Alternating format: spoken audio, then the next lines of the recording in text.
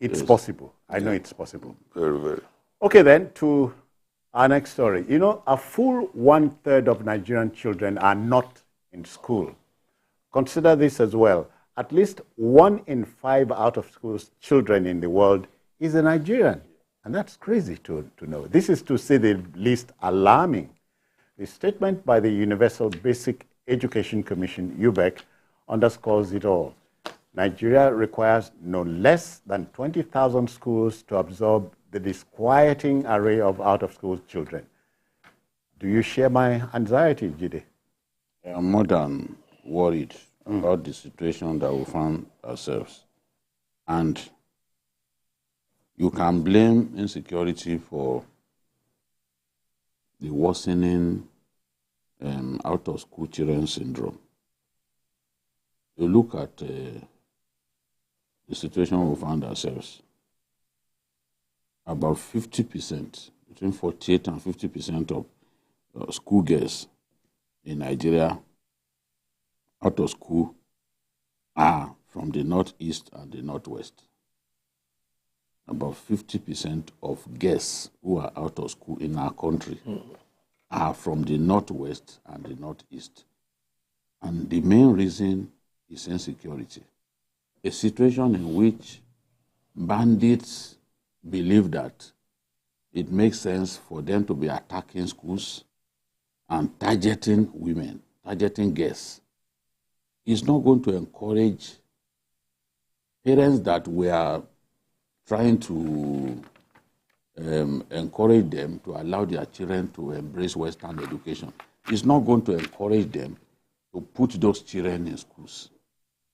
It's only going to make things worse. And I will give you a practical example. There is this school in Jengebe, in Zamfara State, where these bandits kidnapped or abducted more than 300 girls. Last August, I went to see that school. And what the teachers told me was that, you know, the school was shut for months after the attack. By the time the school reopened, half of the students didn't come back. Not surprisingly. No, you can't be surprised. How many parents will feel comfortable no matter what fortifications you are coming up with? Yes, you can raise the wall as high as this building. Those children will still remain traumatized by that experience. I can tell you that a good number of those ones that were kidnapped, that were abducted, will never feel like going back to school. If they are to go back to school, they will want to go to school in a different area where they can feel relaxed, where they do not feel any threat at all. But even after that, other schools have been attacked. The Federal Government College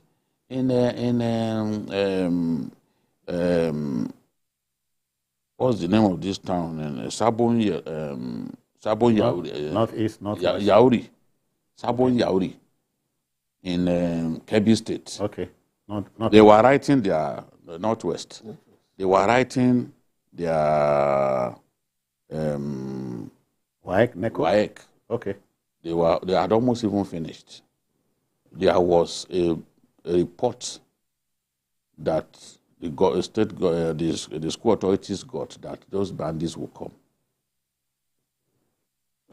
Unity schools belong to the federal government.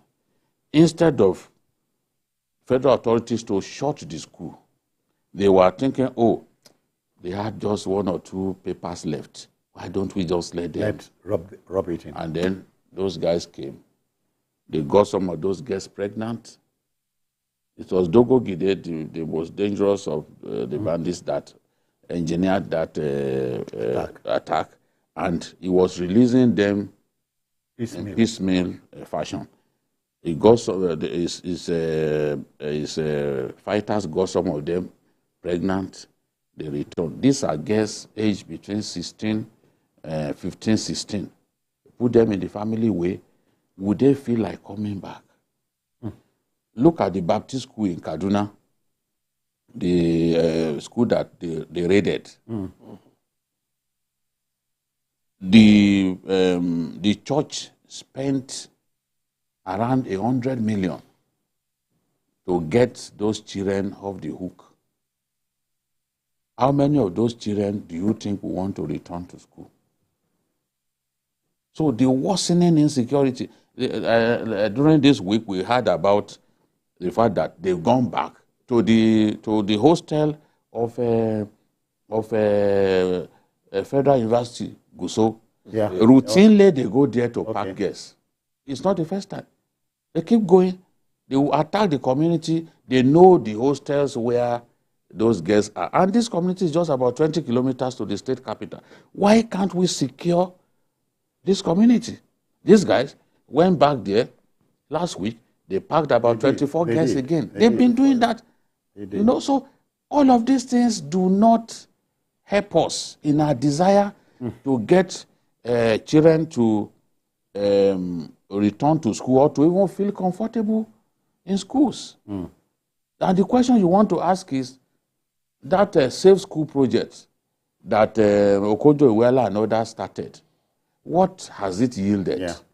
Yeah. Beyond the destruction of classrooms in Borno State, for example, that Boko Haram has done, which has prompted government to build mega schools in urban centers. There are so many schools that no one can use at this time.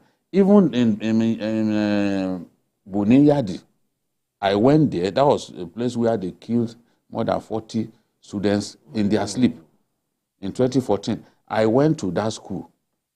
Yes, they've reconstructed the school because they set ablaze every building standing in that school.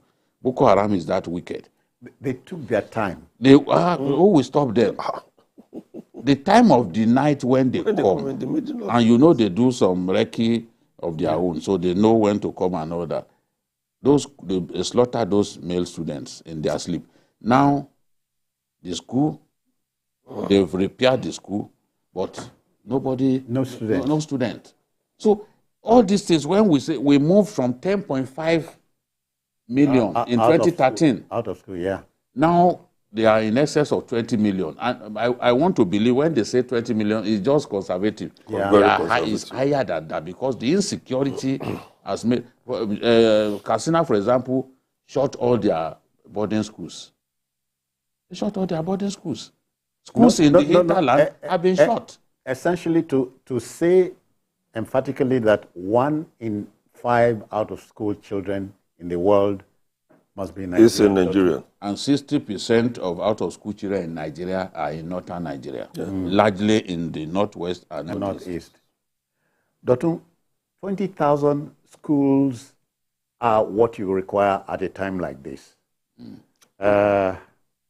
Not be small picking job as it. Not be small picking job.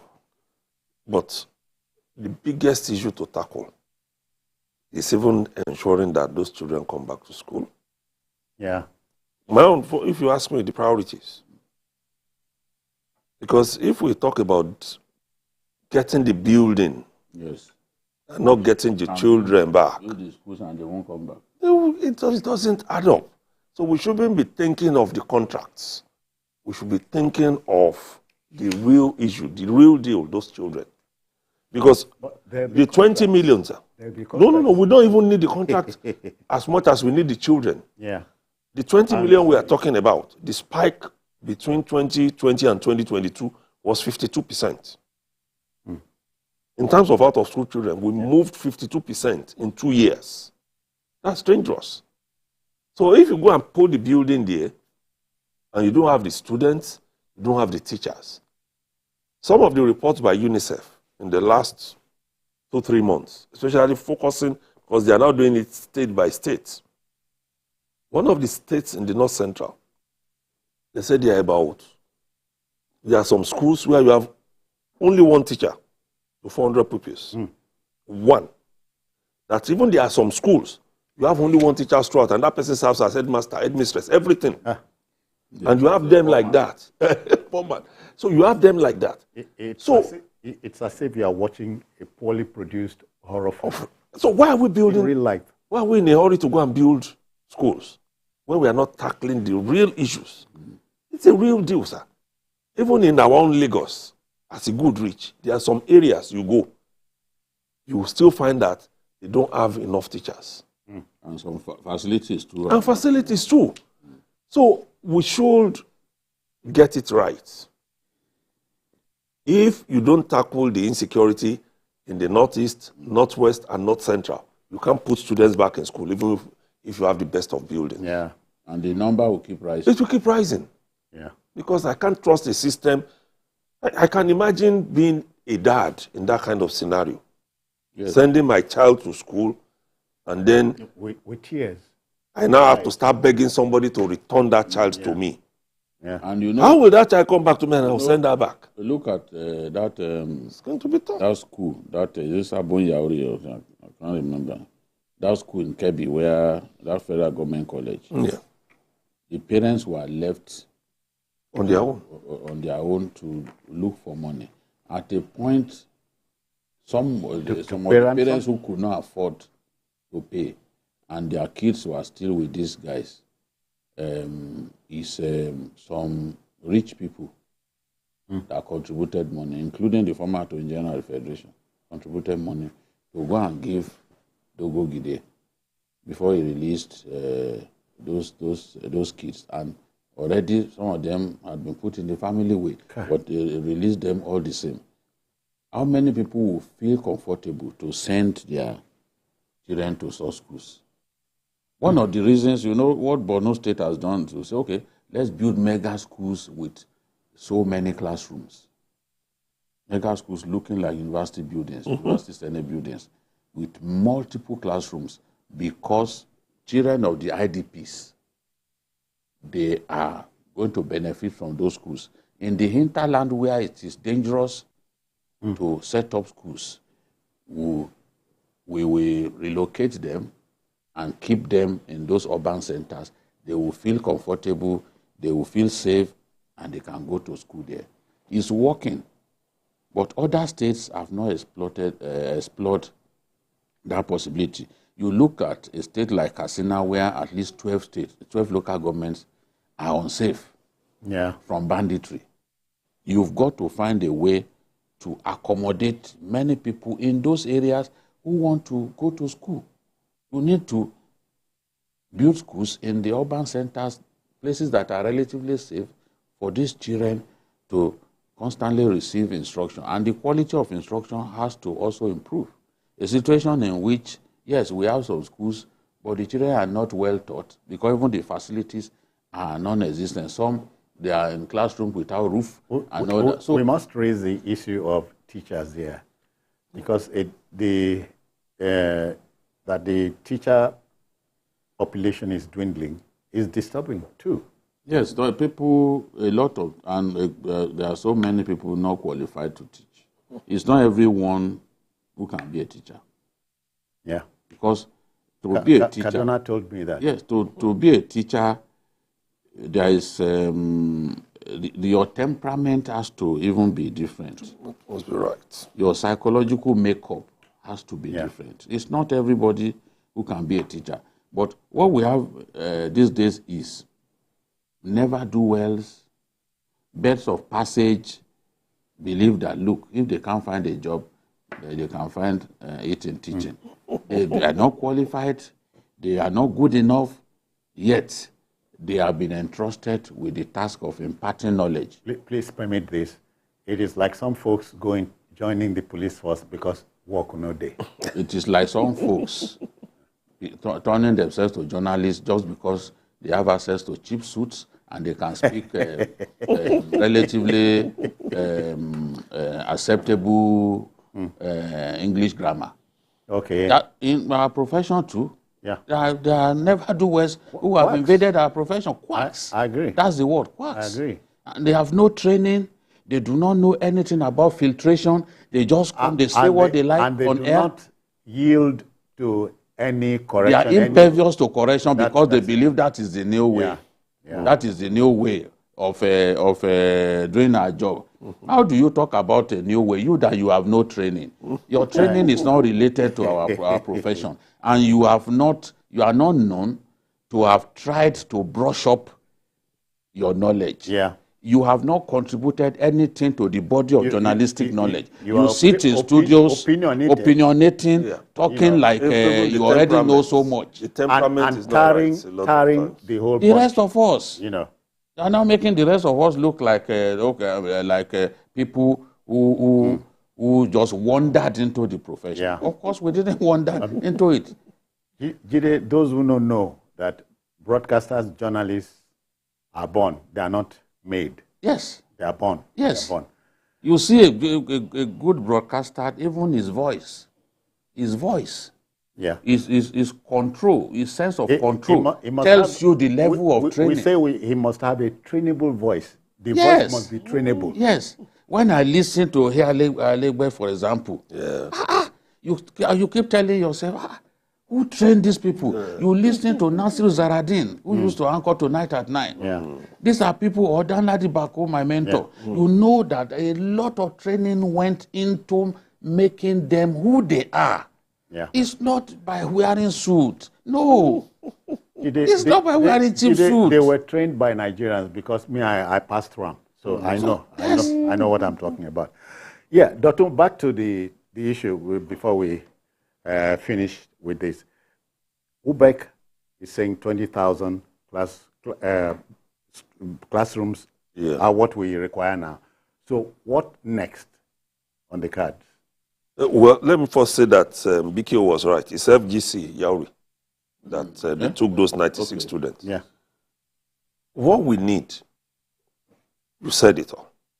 Once we get it right in terms of security, we need more teachers, qualified ones. Yeah.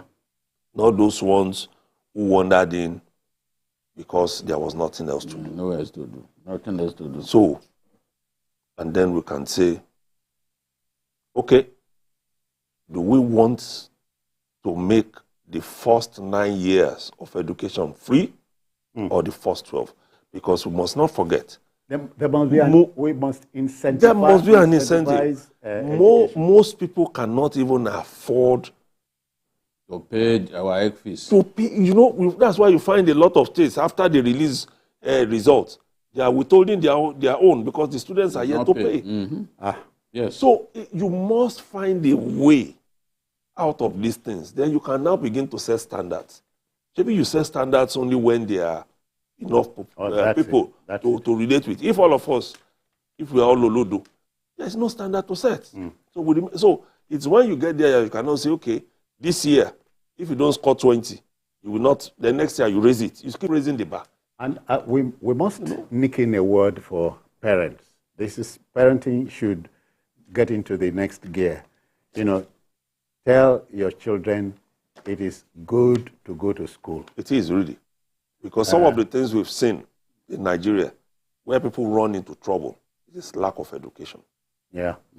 Without mentioning specifics, we've seen it in the last 1 week layout, or 1 week plus, on the music scene. People sign contracts that they don't even understand the letters. That's it. So, and then even some lawyers too, who will say they are taking the artist, they don't even know what it's all about because they are not experienced in that sector, and then Doctor, just put themselves. If you were a member of the bar, you would be angling. This is the season. Yeah, in season now. Boom time. Yeah. Okay. So we